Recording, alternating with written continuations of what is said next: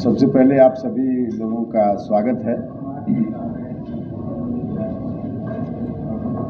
जिस विषय पर बात करने के लिए आपको कष्ट दिया गया है, बहुत ही महत्वपूर्ण विषय है और यह विषय है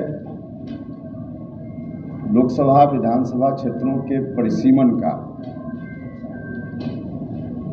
परिसीमन की जो प्रक्रिया है अपने देश के संविधान के अनुसार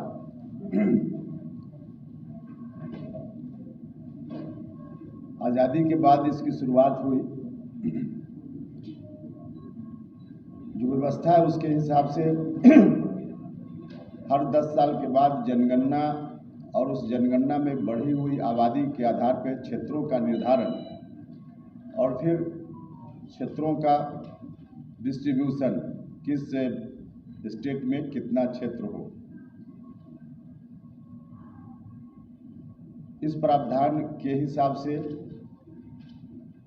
51 में, 61 में, 71 में परिसीमन हुआ,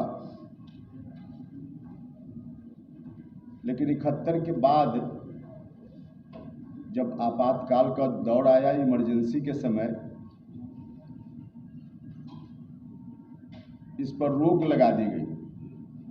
संविधान में संशोधन करके 42वां संशोधन के माध्यम से इसको फ्रीज कर दिया गया। उसके बाद 25 वर्षों के लिए किया गया। उसके बाद फिर 2001 में फिर 25 वर्षों के लिए। अब 2026 में वह समय पूरा होता है, अवधि पूरी होती है। 2026 में परिसीमन होना चाहिए देश की आबादी के हिसाब से, जो संविधान की व्यवस्था है। लेकिन फिर से इस पर रोक बरकरार रहे। भारत सरकार पर दबाव बनाने में कुछ लोग लग गए हैं कि आगे परिसीमन का काम नहीं हो। खास करके जो दक्षिण के कुछ नेता हैं, उनकी ओर से अभी जो पार्लियामेंट का सत्र चला, उसमें भी हर दिन लोग परिसीमन न हो इस बात को लेकर शोर मचाते रहे। सदन के बाहर भी उनकी कोशिश है कि भारत सरकार पर दबाव बनाकर परिसीमन के काम को फिर से रोका जाए। 2026 में परिसीमन प्रस्तावित है, तो इसको रोकने की उनकी कोशिश है। इस कोशिश का परिणाम है, या अब तक जो 50 वर्षों से परिसीमन नहीं हुआ, इसका परिणाम है कि दक्षिण के कुछ राज्य जो परिसीमन के खिलाफ हैं, उनके अलावा खास करके हिंदी बेल्ट का राज्य बिहार, उत्तर प्रदेश इत्यादि, इनका बहुत ही नुकसान हो रहा है। संविधान में जो व्यवस्था है, उस व्यवस्था के तहत जो आम लोगों का अधिकार है, उस अधिकार पर हनन है, कुठाराघात है। हमारे संविधान की शुरुआत ही होती है प्रस्तावना से, वी द पीपुल, हम भारत के लोग।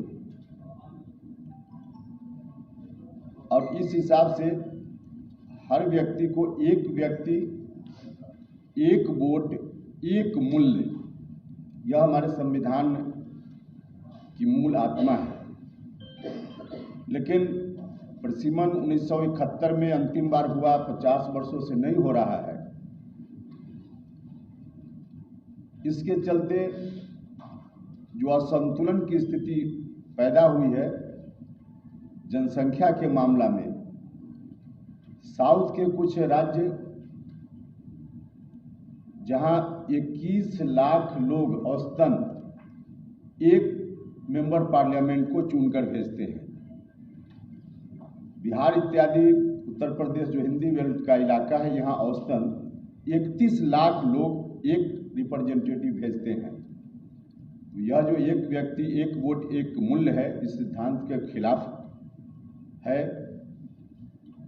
दक्षिण के राज्यों का कहना है कि हमने देश की घोषित जो जनसंख्या नियंत्रण नीति है, उस नीति के अनुसार काम किया। हमने अपनी जनसंख्या को नियंत्रित किया और हिंदी बेल्ट के राज्य हैं, उन्होंने जनसंख्या को नियंत्रित नहीं किया, जिसके कारण जनसंख्या उनकी बढ़ गई, हमारी नहीं बढ़ी। परिसीमन होगा तो ये बढ़ी हुई जनसंख्या का लाभ मिल जाएगा हिंदी बेल्ट के राज्यों को, और इसका परिणाम होगा कि हमने जो घोषित पॉलिसी है उस पॉलिसी के अनुसार काम किया, इस बात की हमको सजा मिल जाएगी, और जो दूसरे राज्य हैं जिन्होंने उसको फॉलो नहीं किया उनको पुरस्कार मिल जाएगा। यह पूर्णतः गलत तर्क है उनका, क्योंकि उनकी आबादी जब से हिंदुस्तान में जनगणना की शुरुआत हुई 1881, तब से लेकर आज़ादी के समय 51, 61 तक बिल्कुल लगातार उनकी आबादी बढ़ते रही। 61 में पीक पर उनकी आबादी थी, 71 में भी लगभग वही स्थिति थी। उन दिनों बिहार या और जो हिंदी बेल्ट के राज्य हैं, उनकी आबादी आज़ादी के समय तक लगभग नहीं बढ़ी, कहीं बढ़ी भी तो बिल्कुल निग्लिजिबल। इसके पीछे कारण भी था कि अंग्रेजों के शोषण के सबसे ज़्यादा शिकार हम हुए। अंग्रेजों का आतंक सबसे ज़्यादा हमारे ऊपर हुआ। जो रेवेन्यू कलेक्शन सिस्टम उनका था, उसकी मार भी सबसे ज़्यादा हम लोगों ने झेली, बिहार के लोगों ने, अगल बगल के राज्यों में।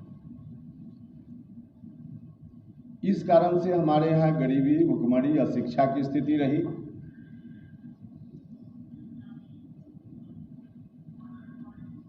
उन राज्यों में विकास का काम दक्षिण के राज्यों में उस वक्त ज़्यादा हुआ, हमारे यहाँ नहीं हुआ। उनके यहाँ अवेयरनेस आया, समृद्धि आई, इसलिए उनकी जनसंख्या उस समय कम होनी चाहिए थी, नहीं हुई। उस वक्त जनसंख्या उनकी बढ़ती रही, और हमारे यहाँ जो दुर्दशा की स्थिति रही, हम अंग्रेजों से लड़ने में व्यस्त रहे, तो हमारे यहाँ आज़ादी के समय तक जनसंख्या नहीं बढ़ी। 51 में उस बढ़ी हुई जनसंख्या का लाभ उन लोगों ने लिया, 61 में उस बढ़ी हुई जनसंख्या का लाभ उन लोगों ने लिया, 71 में भी लिया। जब उनकी आबादी चरम पर पहुंच गई, एक ट्रेंड होता है जनसंख्या वृद्धि के पीछे भी, किसी भी एरिया की जनसंख्या बढ़ती है, जब पीक पर जाती है उसके बाद घटना शुरू होता है। तो उनका पीक पर गया, घटना शुरू हुआ है, अब घट रहा है, अब बात सही है। हमारे यहाँ जो जनसंख्या बढ़ी है, अब जो बढ़ रही है, हमारे यहाँ अब शिक्षा का प्रचार प्रसार अब ठीक से शुरू हुआ है। आज़ादी के बाद हमारी उस समय तक वैसी स्थिति नहीं थी। विकास में अब धीरे धीरे हम आगे बढ़ने लगे। बिहार एक उदाहरण है जहाँ इंटर पास महिलाएं जो माँ बनती हैं, उनका प्रजनन दर कम होता है। मतलब शिक्षा, अवेयरनेस, विकास, इसके कारण जनसंख्या पर नियंत्रण होना या नहीं होना निर्भर करता है। जो सरकार की पॉलिसी है जनसंख्या को नियंत्रित करने की, उसके चलते कोई जनसंख्या का नियंत्रण बहुत हो गया हो, ऐसा नहीं है। तो दक्षिण के राज्यों का यह कहना कि हमने जनसंख्या को नियंत्रित किया, तब तक उनकी जनसंख्या नियंत्रित नहीं थी। 1971 तक उसका लाभ लिया। हमारी जनसंख्या उन दिनों नहीं बढ़ी आज़ादी के समय तक, अब बढ़ने लगी है। अब दक्षिण के राज्य कहते हैं कि परिसीमन नहीं होना चाहिए, नहीं हो रहा है पिछले 50 वर्षों से। अपनी बढ़ी हुई जनसंख्या का लाभ उनको मिल गया, लेकिन जब हमारी जनसंख्या बढ़ रही है तो उनकी ओर से फिर व्यवधान पैदा करने का प्रयास हो रहा है। यह बात ठीक उसी तरह से है जैसे कहीं खाना खाने के लिए पंगत लगता हो और जिनको भूख लगी है, खाने की स्थिति में है, खा ले भर पेट, और दूसरे लोग जो उस समय खाने की स्थिति में नहीं थे, अगले पंगत का इंतजार कर रहे हों, और जो भरपेट खाने के बाद यह कह दिया जाए कि अब पंगत नहीं लगेगा, मतलब कि अपनी जनसंख्या जब बढ़ी उनकी तो लाभ लिया, अब हमारी जनसंख्या बढ़ रही है तो उसको कह रहे हैं कि नहीं। उन दिनों जो बिहार या हिंदी बेल्ट के राज्य हैं, उनकी जनसंख्या के मुकाबले उनकी जनसंख्या बहुत बढ़ी है। आपके हाथ में कागज दिया गया है, आंकड़ा उसमें उपलब्ध है, अब इसको आप लोग देख लीजिएगा। सिर्फ हम एक आध आंकड़ा, दक्षिण के राज्यों की आबादी 1881 में 4.62 करोड़ था, 1971 में यह 13.53 करोड़ हुआ, लगभग 3 गुना आबादी इनकी बढ़ी। उस वक्त उत्तर प्रदेश का हम उदाहरण देते हैं क्योंकि आंकड़ा उपलब्ध है।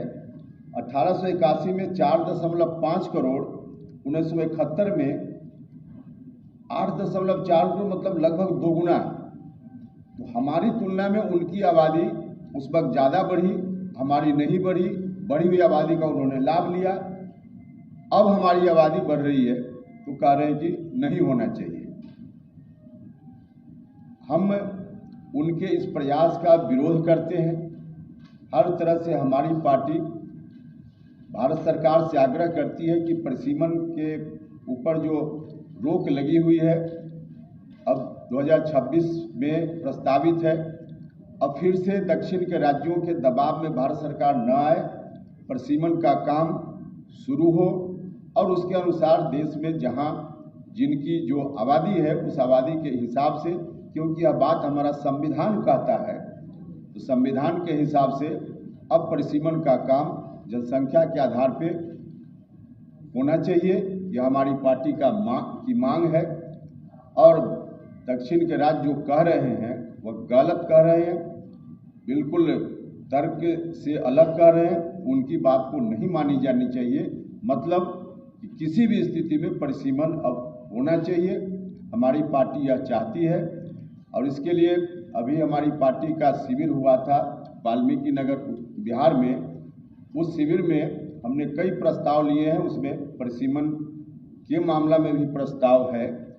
हमारा संवैधानिक अधिकार है परिसीमन, इस अधिकार से हमको वंचित न किया जाए। हम लोगों ने उस शिविर में फैसला किया है, इस बात को लेकर हम मुहिम चलाएंगे और परिसीमन हो, इस बात के लिए पूरा हर तरह से हम प्रयास करेंगे। इसी सिलसिले में आपको इतनी जानकारी देने के लिए हमने आपको कष्ट दिया। बाकी और कोई बात होगी, आपका सवाल होगा। एक सेकंड, आपसे आग्रह है, यह विषय बहुत ही महत्वपूर्ण है, इसलिए आज हमने आपको कष्ट दिया है इसी विषय पर बात करने के लिए। तो इस विषय से संबंधित सवाल जरूर कीजिए। इसके अतिरिक्त और विषय से संबंधित सवाल होगा तो बाद में हम लोग कर लेंगे, अन्यथा फिर विषय से अलग बातें हो जाती हैं। कुशवाहा जी, सर ये तो आपने